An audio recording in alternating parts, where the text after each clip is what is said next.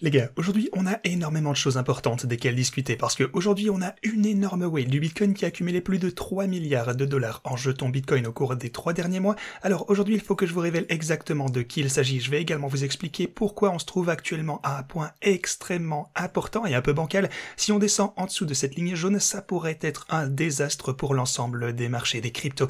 Alors les gars, il y a beaucoup de choses à se dire aujourd'hui, assurez-vous de rester dans les parages du début jusqu'à la fin. Bienvenue à tous, je m'appelle Maxime et je vous apporte chaque jour des nouvelles vidéos en français sur les crypto-monnaies, vous apprenant comment vous faire de l'argent sur ce marché. Si vous êtes nouveau sur cette chaîne, alors soyez sûr de vous abonner et d'activer la cloche dès maintenant. Alors, regardons tout d'abord ce qu'il en retourne pour le Bitcoin. Ce que vous pouvez voir ici de ce côté, c'est que hier, on a en fait eu une nouvelle petite chute. On est même redescendu ici, on est venu retester ce niveau. Essentiellement, on est venu toucher les 25 283 dollars pour être précis, ce qui est tout pile à la ligne rouge que vous avez juste ici. On n'a pas chuté exactement à ce niveau-là, mais voilà, la raison pour laquelle on a chuté hier, c'est en fait dû à un événement d'actualité dont je vais vous parler plus tard dans la vidéo. Mais voilà, on a chuté, immédiatement après, on a une petite poussée à la hausse, un rebond, donc bonne nouvelle. Maintenant, l'effet que ça a pu avoir sur mes stratégies de trading a fait que ça a plutôt bien fonctionné. En fait, on a pu trader cette volatilité. Vous voyez que le bot de cycle d'Ethereum ici est en hausse de 7%, finalement une bonne nouvelle. On a 3% de part et d'autre, 4% ici. Et voilà, c'est vraiment l'effet qu'aurait eu cette chute si je n'avais pas été liquidé. Mais bon, on va pas ressasser ça pour toujours. De toute façon, on ne s'attarde pas sur le passé. Ici, on se relève, c'est toujours... Bah oui, forcément, ça fait mal d'y penser. Mais bref, une erreur, c'est possible. Mais voilà, on aurait pu faire énormément d'argent si j'avais simplement ajouté plus de marge. Mais bref, quoi qu'il en soit, le Bitcoin vient d'imprimer un creux plus haut ici, ce qui est une bonne nouvelle. Mais dans l'ensemble, on voit majoritairement de la consolidation. On a par contre des événements énormes à venir qui vont certainement affecter le prix du Bitcoin, alors soyez attentifs. Alors, même si on peut regarder les graphiques, dès maintenant, ce sera vraiment très différent dans quelques jours seulement, selon moi.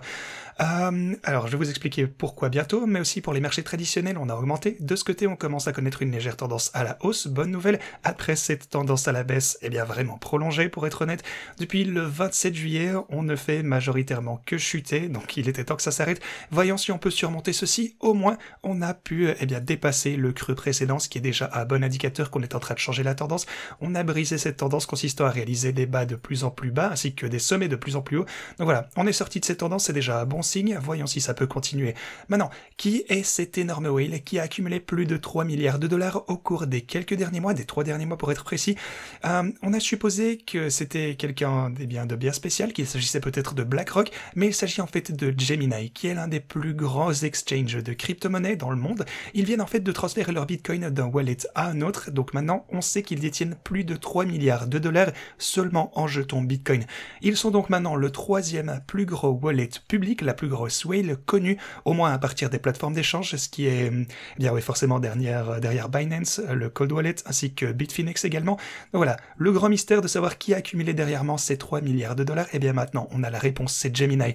Maintenant, il est très important de faire attention également à ceci, regardez le BNB. Alors, le BNB se trouve à un point extrêmement critique ici, on a eu des hauts et des bas, surtout avec les mauvaises nouvelles de Binance, mais vous pouvez voir que si jamais on perdait ce niveau des 206 dollars, le prochain support qu'on peut avoir, souvenez-vous, comme ça a explosé en 2020, ce serait à 43 dollars. Ce serait une chute de 75% par rapport à où on en est actuellement. Maintenant, pour ce qui concerne, Binance ainsi que le BNB, soyons honnêtes, soyons réalistes, ils font tout ce qui est en leur pouvoir pour empêcher le prix du BNB de chuter à partir de ce niveau. Ils essayent de le protéger parce que, ils voient les mêmes graphiques que nous, en fait. Ils savent que si on commence à perdre ce niveau, si jamais on chute à travers ce support, ça signalera au marché qu'on va chuter énormément. Ce qui provoquera potentiellement un effet en cascade de vente qui fera encore plus baisser le prix du BNB que ce qui est nécessaire, ce qui pourrait être un désastre pour le BNB, vous vous en doutez. Parce que, et pour Binance aussi d'ailleurs, parce que la spéculation qu'on a en ce moment, c'est que Binance utilise leur BNB comme garantie pour des énormes prêts pour s'en sortir. Alors, ça pourrait ressembler à une situation similaire à ce que Celsius faisait avec FTX et le FTT, qui utilisaient comme garantie le CEL aussi avec Celsius évidemment. Donc s'ils ont le BNB comme garantie, ils doivent absolument maintenir le prix au niveau le plus élevé possible. Donc c'est vraiment le gros danger qui plane à l'heure actuelle. Si ça continue à chuter, on ne sait pas quel effet ça pourrait avoir sur le marché. On espère que Binance a appris des erreurs des autres. La seule chose qu'on sait, c'est que Binance fera tout ce qui est en leur pouvoir pour protéger le prix du BNB et l'empêcher de chuter en dessous de ce niveau de support. Et hier, eh bien, on a en fait... Oui, d'ailleurs, c'est la raison pour laquelle le Bitcoin a chuté. Hier, tous les marchés des cryptos sont en baisse d'ailleurs, à l'exception du BNB. Alors, demandez-vous un petit peu pourquoi. Pour le coup, le BNB n'a pas vu de si mauvais résultats. Il se maintient pas trop mal à la hausse, à cette ligne jaune. Mais voilà, hier, on a eu un rapport publié, je vous en ai également parlé sur Twitter d'ailleurs, selon laquelle Binance est en train de violer les sanctions. Par exemple, ici, on a un article publié par le Wall Street Journal selon lequel Binance entretiendrait des liens avec des banques russes inscrites sur la liste noire et qu'il vendrait essentiellement, simplement qu'il partage des sommes incroyables avec ces entités russes qui sont donc blacklistées sur la liste noire, à savoir 428 millions de dollars par mois en roubles sur l'exchange peer-to-peer, donc de pair à pair. Et soit dit en passant, cet exchange est plutôt cool d'ailleurs. Et puis ensuite, on a 8 milliards de dollars sur l'exchange normal. Maintenant, Adam Cochrane affirme que ceci serait en réalité potentiellement bien pire que le procès du ministère de la Justice qui pourrait, ou non, arriver. Mais imaginez-vous simplement le montant de chaos qui sortirait si Binance était vraiment frappé par des violations de l'OFAC. Comment est-ce qu'il pourrait gérer cette crise? C'est presque impossible, je pense. Et s'il devait mettre sur la blacklist le hot wallet de Binance, alors tous les dépôts se feraient démolir. Alors ce serait potentiellement, bien pire que n'importe quelle action du ministère de la Justice. Alors à quel point ça peut être grave s'ils sont non seulement frappés par le ministère de la Justice, qui nous inquiétait jusqu'à présent, mais également par des violations de l'OFAC? Il semblerait que l'avenir nous le dira. Simplement, le FUD ne se termine jamais pour Binance. On pensait avoir résolu l'essentiel du problème, mais on a davantage de mauvaises nouvelles chaque jour. À part ça, on a aussi la situation avec l'exploitation de BNB, le hack avec un prêt énorme sur Venus. Maintenant, laissez-moi un peu vous donner les détails. Venus est un protocole de prêt sur la chaîne BNB, et il y a quelques temps, on a eu un énorme hack qui a simplement piraté la passerelle, le bridge BNB, et qui a eu accès à du BNB d'une valeur de 200 millions de dollars. Maintenant, ils ont investi tout cet argent dans le protocole Venus et ils ont emprunté des stablecoins. Ensuite, ils sont venus, ils sont sortis, ils ont pris les stablecoins ainsi que le BNB et maintenant, ils l'ont laissé de côté. Le problème, c'est que le plus on va descendre pour le BNB, bien entendu, plus ce hacker se rapproche de son prix de liquidation. Bon, forcément, lui, il s'en fiche, il a pris les stablecoins et il est parti. Mais le problème, c'est que si la liquidation se produit pour le BNB, ça provoquera encore une fois une cascade de chute pour ce jeton en particulier parce qu'on a, je vous le rappelle, 200 millions de dollars en BNB qui seront essentiellement liquidés.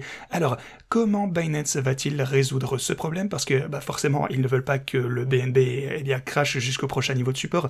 Potentiellement, ils utilisent ceci comme garantie, comme je l'expliquais, comme je l'ai mentionné précédemment. Ils utilisent eux-mêmes le BNB comme garantie pour des prêts, donc ils veulent que le prix reste élevé. Alors, comment résolvent-ils la situation?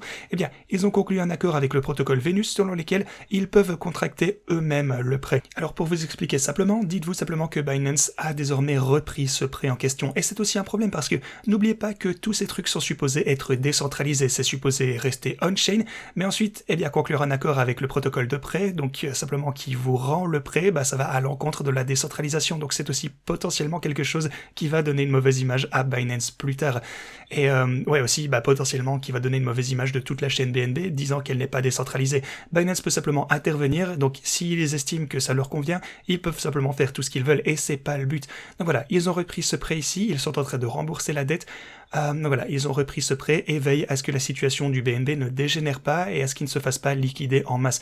Donc, on imagine que c'est bien aussi pour le marché, mais dans la DeFi, on n'est pas supposé pouvoir faire ça. Et la réponse de CZ à tout ceci, c'est « Il m'a fallu un certain temps pour comprendre ». Alors, si vous vous inquiétez d'un budget de 30 à 120 millions de dollars, donc en BNB, en rebuy, donc il dit que c'est un rachat qu'ils ont repris pour le prêt qu'ils sont en train de rembourser avec leur dette. Donc bien sûr on sait que Binance a énormément d'argent et c'est plutôt symbolique du fait que ce n'est pas décentralisé, ce qui est pour le moins quelque peu inquiétant. Maintenant, rappelez-vous, le BNB est à un point critique, on est en ce moment sur ce bord, au bord de la chute en fait. Alors si on peut pas voir du support ici, qu'on ne parvient pas à se maintenir à ce niveau, d'un point de vue technique, le prochain niveau de support est à 43 $, et ça, c'est vraiment pas marrant. Ici, encore une fois, je veux pas faire du FUD, mais ce sont les graphiques, c'est ce qu'ils nous montrent, et c'est ce que ça signifie pour Binance. Si on chute et qu'ils utilisent comme garantie, ça pourrait vraiment mal tourner. Alors, comme vous le savez, je garderai pas énormément d'argent. En fait, j'ai déjà retiré la majeure partie de mon argent de Binance, juste comme précaution, encore une fois, pas de FUD, parce que, pour moi, il n'y a aucun avantage. Simplement, je peux continuer à avoir mon argent sur Binance si rien ne se passe mal, mais pour le coup, si tout tourne tourne mal, eh bien je pourrais perdre énormément. Donc voilà, si ça tourne mal, eh bien j'aurais été très heureux d'avoir retiré mon argent. Donc voilà, c'est ce que j'ai décidé de faire. Encore une fois, pas de FUD, peut-être que ça va très bien se passer, mais c'est juste une précaution. Personnellement, j'utilise principalement OKX. Alors si vous souhaitez utiliser ces stratégies de trading, si vous souhaitez utiliser un compte OKX et si vous souhaitez utiliser un autre exchange au lieu de Binance, eh bien assurez-vous de consulter les liens en description ici. Vous avez de ce côté 30 000 $ de bonus en cliquant sur ce lien juste ici. Cliquez sur rejoindre maintenant et ensuite en un seul clic, vous pourrez également configurer mes bots de trading si vous souhaitez les utiliser. Jusqu'à présent, tout va bien. Voyons où tout ça pourra nous mener à l'avenir. Ceci étant dit, merci d'avoir regardé cette vidéo et moi je vous dis à la prochaine.